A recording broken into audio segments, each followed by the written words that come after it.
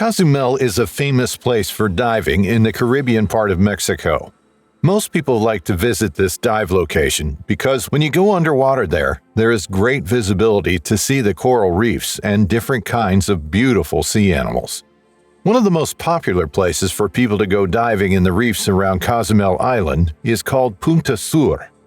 It's located in a special area called the Arrecifes de Cozumel National Park. When you dive there, you can go down the depths between 60 and 130 feet. But it's important to know that this dive is meant for people who are really experienced at diving. Something you should keep in mind is that the water current can sometimes be a bit tricky to predict there. Punta Sur has two main important sections. The first part is the part of the reef that's toward the southern side. In this part, the passages are deep and wide, going as far as 110 feet underwater. There's even an amazing chamber down there they call the Cathedral. But be aware that the currents in this location can be really strong when you're swimming out over the underwater wall. The other part of Punta Sur is on the northern side, and it's famous for its name, Devil's Throat. This is a tight tunnel that goes through the red coral reef. Imagine it as a path that goes downward at an angle of about 45 degrees. When you're diving, you can go into this narrow tunnel when you're at about 80 feet, and it opens up again when you're about 135 feet deep. As you keep diving, this tunnel is long and twisty, and it gets narrower as you get further down. There are also many other tunnels around it that will guide you back through the coral as you swim toward a safety stop. This dive is great for experienced divers only. It's in the south and can be windy above the water. The strong currents in the middle of the water can make you miss the dive spot. If you can't go down without any issues, it's not the right dive for you.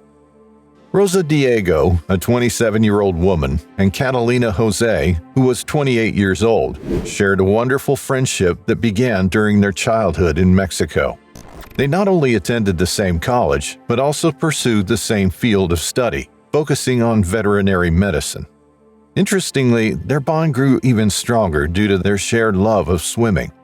As time went on, their interests expanded to include cave diving, and they eagerly enrolled in a cave diving training program.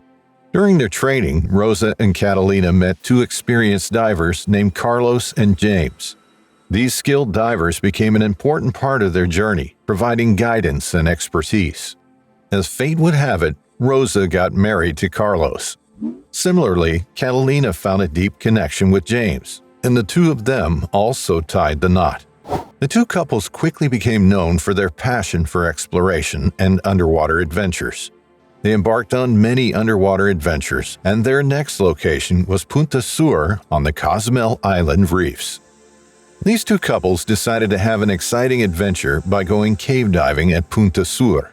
The four divers split into two teams. Rosa and Carlos formed the first team, and the second team consisted of Catalina and James. At the time of this dive, Rosa and Catalina were relatively new to cave diving, having recently become certified and gained about a month's worth of cave diving experience. On the other hand, Carlos and James were skilled divers, with Carlos being the more experienced of the two. In fact, he was not only an advanced diver, but also a cave instructor. He had been to Punta Sur on previous occasions, having explored its underwater caves years ago. Impressively, Carlos had over 650 hours of cave diving experience, making him incredibly knowledgeable about this type of diving. Carlos and Rosa would first dive alone into the Devil's Throat. This is because Catalina and James had a small problem. Their special diving light wasn't working properly. This light is really important for exploring the Devil's Throat, so Catalina and James had to wait until Team Carlos was done with the Devil's Throat, and they would all explore the Cathedral together. Rosa, who is more daring and loves adventures, really wanted to experience swimming through the tight tunnel of the Devil's Throat. However, they had to be back together within 45 minutes so they could meet up with Team James to explore the Cathedral. The two teams reached their diving location. Rosa and Carlos began their dive towards the Devil's Throat peacefully.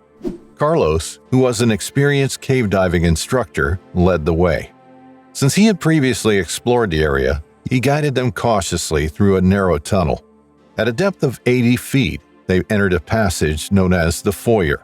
The foyer is a spacious chamber with smooth sweepers and a sandy floor. Continuing from there, they ascended into the darkness to embark on the renowned swim-through. As they progressed, the surroundings grew increasingly dim, and Rosa could hardly make out Carlos ahead of her. Just as her anxiety began to rise, a stunning blue light appeared in the distance, easing their concerns. Rosa felt extremely excited and amazed by the sights before her. The underwater view was so wonderful that even though she didn't spot any fish, she was still incredibly impressed by the beautiful coral shapes and breathtaking scenes along the underwater cliff. They emerged into the sunlight right at the edge of a seemingly never-ending underwater slope, reaching a depth of 135 feet. Rosa had a strong desire to continue exploring, but Carlos gently reminded her that they had a limited air supply left for the dive. After that, they went to the Cathedral. They arrived on schedule because they teamed up with Catalina and James, and together they began their underwater exploration in that region. Carlos observed that the water's current appeared to be quite powerful. Regrettably, they didn't take the time to gather information about the weather conditions beforehand.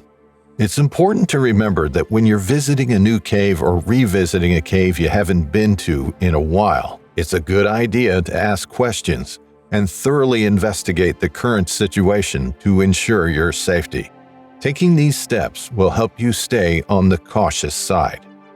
Around 110 feet below the surface, they came upon the Cathedral, a large underground space where there was plenty of space for swimming. The flow of the water was becoming more noticeable at this point. Little did they know that the water's movement was about to become extremely dangerous. As they continued to dive, they realized that the water's force had become too strong for them to handle. This caused them to panic and try their best to stay steady and maintain their positions, but their efforts were in vain. The powerful water current forcefully ripped off James's mask and rebreather, making it difficult for him to breathe properly using the rebreather. Eventually, the intense current pushed him out of the underground space. James attempted to re-enter the cavern to rescue others who were struggling against the forceful water current. It was during this time that he noticed signals indicating that they needed help. Simultaneously, Carlos, Rosa's husband, also found himself swept out of the underground space by the powerful current. James noticed that his wife Catalina was not too deep underwater and had lost consciousness, even though she still had her breathing device. Quickly, he swam over to help her and pull her onto the boat. At the same time, Carlos couldn't see his wife, Rosa. He went underwater again, swimming with all his strength, and finally spotted Rosa. He saw that she no longer had the breathing device in her mouth. She was firmly stuck among the rocks, and her diving tank was part of what was keeping her trapped. Carlos reached her and reattached her breathing device. While trying to free her, a strong current suddenly pushed Carlos away from Rosa again. Meanwhile, the supply of oxygen was running low. Through his many years of experience in cave diving, Carlos skillfully managed to find his way back to Rosa after being pushed away. Once James was back on the boat, he called the authorities to tell them what had happened. He made sure that Catalina was feeling better before going underwater again. As he went down, he saw Carlos working hard to help Rosa. He joined Carlos, and together they tried their best to free her. But it didn't work. They realized that their air was running out, and James told Carlos that they needed to go up to the surface. Carlos didn't want to leave Rosa behind, but James insisted that they had to go up. James reassured Carlos that help was on the way. Reluctantly, Carlos returned to the boat with James, knowing that they had done what they could for now. A little while later, a team of rescue divers arrived, and they went underwater to the cathedral. Sadly, they got there too late. Rosa had used up all her air. They worked for about 20 minutes to release her and bring her up to the top. Seeing Rosa like that was heartbreaking. It tore Carlos apart. After that unfortunate incident, Carlos never dived again. We would like to thank you for watching this video.